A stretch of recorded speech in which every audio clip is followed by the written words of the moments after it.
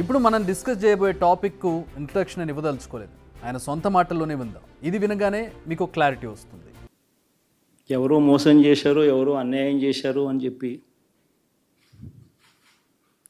అనొచ్చు, కానీ ఆధారాలు లేవు.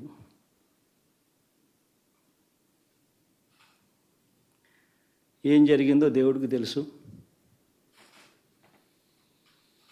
పెద్ద నేనైతే చేయగలిగింది ఏమీ లేదు.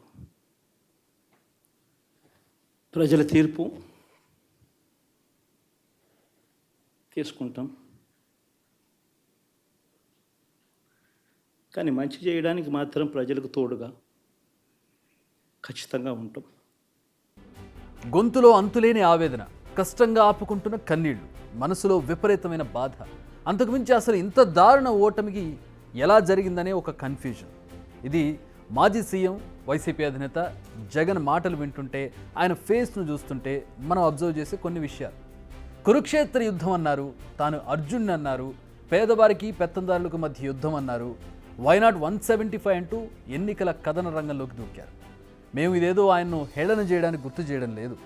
నిజానికి జగన్ మాటలు విన్నా, ఆయన చేతలు చూసినా ఇవేవో నోటి మాటలుగా చెప్పినట్టు కనిపించలేదు. ఆయన కళ్ళలో కాన్ఫిడెన్స్ కనిపించింది, గెలుపు మాది అన్న ధీమా కనిపించింది. బట్ ప్రజలు ఇచ్చిన తీర్పు మాత్రం మామూలుగా లేదు. లేదంటే గత ఎన్నికల్లో 151 సీట్లు గెలిచిన పార్టీ ఈ ఎన్నికలు వచ్చేసరికి 11 సీట్లకు ఎలా పడిపోయింది?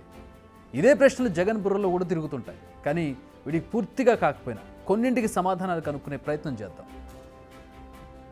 151 సీట్లు గెలిచామన్న అతి విశ్వాసం, అంతకు మించిన అహంకారం, గెలిచిన ఎమ్మెల్యేలను డమ్మీలుగా చేయడం, తానే నియమించిన మంత్రుల మాటలకు కూడా పట్టింపు లేకపోవడం, ఎస్సీ ఎస్టీ ఓట్లు ఎక్కడికి పోవన్న ధీమా, సలహాదారులు చెప్పిందే వినడం, వారు చెప్పిందే చేయడం, అత్యంత ముఖ్యమైన విషయం ప్రజలకు అందనంత దూరంలో ఉండడం, విపక్ష పార్టీలను లెక్క చేయకపోవడం, గ్రౌండ్ లెవెల్లో ఏం జరుగుతుందో తెలుసుకోలేకపోవడం, కింది స్థాయి నేతలు చేస్తున్న అరాచకాలను తెలుసుకోలేకపోవడం, ఒకవేళ తెలుసుకున్నా మన వాళ్లే కదా అని చూసి చూడకుండా ఉండడం.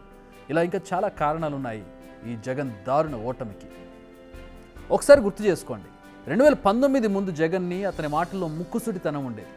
నిత్యం ప్రజల్లో ఉండేవాడు, ప్రజా సమస్యలపై పోరాటం చేసేవాడు. కానీ అధికారం చేపట్టాక ఏమైంది? ముక్కుసూటితనం పోయింది, ఫేక్ స్మైల్ ముఖం మీదకి వచ్చింది, జనానికి కంప్లీట్గా దూరం అయ్యాడు. ఆయన వాయిస్ ఫేస్గా కొందరు వ్యక్తులు కనిపించడం మొదలైంది, భజన పెరిగింది, సంక్షేమ పథకాలను చెప్పింది చెప్పినట్టుగా అమలు చేశారు. గుడ్, బాగుంది అంతవరకు. బట్ అదొక్కటే కాదు కదా, జనాలు ప్రభుత్వం నుంచి కోరుకునేవి చాలా ఉంటాయి. బటన్ నొక్కగానే డబ్బులు ట్రాన్స్ఫర్ అవ్వడం ప్రజలకి ఇంప్రెసివ్ థింగ్ కాదు. అది గుర్తించడంలో 100% ఫెయిల్ అయ్యారు జగన్. మరో కీలక విషయం కూడా ఉంది. ఓటమిపై జగన్ మాట్లాడుతూ ఎందుకు ఓడానో దేవుడికే తెలుసు అన్నారు. కానీ ఎందుకు ఓడారో అందరికీ తెలుసు. అది కూడా మేము చెప్పడం ఎందుకు, ఆ పార్టీకి చెందిన ఒక కీలక నేత మాటల్లోనే వినండి.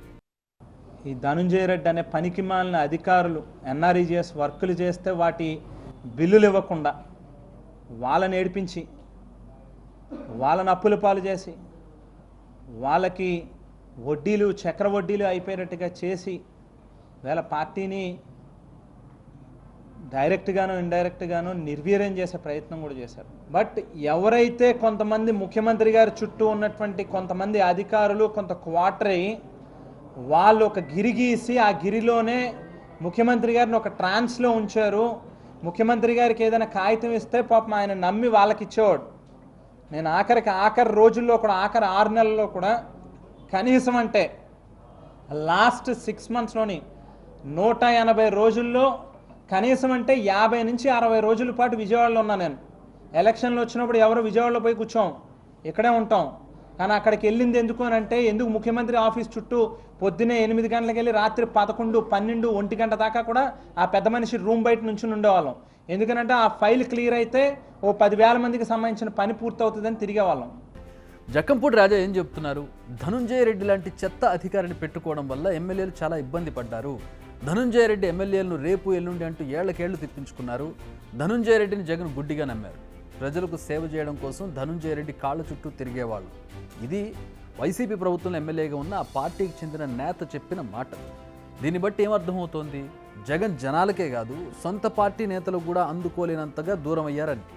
ఒక్క ధనుంజయ రెడ్డి మాత్రమే కాదు, ఇలాంటి వ్యక్తులు చాలా మంది ఉన్నారు ఆయన చుట్టూ. వారెవరో మాకంటే మీకు బాగా తెలుసు. ఏ విషయంపై సీఎం జగన్ మాట్లాడరు, కనీసం మంత్రులు కూడా మాట్లాడేది తక్కువే. ప్రభుత్వంతో సంబంధం లేని వ్యక్తులే అన్నీ మాట్లాడతారు, అన్ని నిర్ణయాలు తీసుకుంటారు. మరి ఈ విషయాలన్నీ ప్రజలు గమనించరా? తెలియదా వాళ్ళకి? ఖచ్చితంగా అబ్జర్వ్ చేస్తూనే ఉంటారు. వన్ మోర్ థింగ్, వైసీపీ పెద్దలకు నిజాలు చెప్తే అసలు నచ్చదు. పాలనలో లోపాలు ఎత్తి చూపితే కోపం వస్తుంది. అయ్యా మీ పార్టీ పరిస్థితి ఇలా ఉంది చూసుకోండి అని అంటే శివాలు ఎత్తిపోతారు. ఎస్, చాలా మీడియా ఛానల్స్ గొంతు నొక్కేందుకు చేశారు. పేపర్లపై ఉక్కుపాదం మోపేందుకు ప్రయత్నించారు. దీనికి పర్ఫెక్ట్ ఎగ్జాంపుల్ మా బిగ్ టీవీ పందెం కోళ్ల పేరుతో ప్రసారం చేసిన సర్వేలపై కన్నెర్ర చేశారు. వైసీపీ ఓడిపోతుందంటూ ఇవ్వొద్దంటూ హెచ్చరించారు. కానీ ఉన్నది ఉన్నట్లుగా ఇస్తామన్నందుకు బిగ్ టీవీపై కక్ష సాధింపు మొదలుపెట్టారు. అప్రకటితంగా బిగ్ టీవీని బహిష్కరించారు. వైసీపీ గ్రూపుల నుంచి కూడా బిగ్ టీవీ రిపోర్టర్లను రిమూవ్ చేశారు. సరే, ఇంత చేశారు, చివరికి నష్టపోయింది ఎవరు? ఇప్పటికైనా కనివిప్పగలిగితే అదే సంతోషం. జగన్ చుట్టూ ఓ కోటరీ ఉంది. ఆ కోటరీని జగన్ ఊహల్లో ఉంచింది, నిజానికి దూరంగా ఉంచింది. జగన్ కూడా ఆ భజనలు మునిగి అసలు సత్యాన్ని గ్రహించలేకపోయారు, నిండా మునిగారు. సరే, పాస్ట్ ఈజ్ పాస్ట్. జగన్ ఓ ఫెరోషియస్ లీడర్, అందులో ఎలాంటి డౌట్ లేదు. కానీ ఇప్పటికైనా తన కళ్ళకు కట్టుకున్న గంతలను తొలగించుకుంటారా? అసలు రియాలిటీలో ఏం జరుగుతుందో తెలుసుకుంటారా?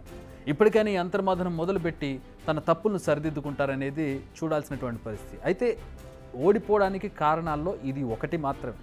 ఇంకా చాలా కారణాలు ఉన్నాయి. వాటిని ఆ పార్టీ విశ్లేషించుకొని అంతర్గతంగా స్క్రూటినీ చేసుకుంటే మరిన్ని విషయాలు బయటకు వచ్చే అవకాశం ఉంది.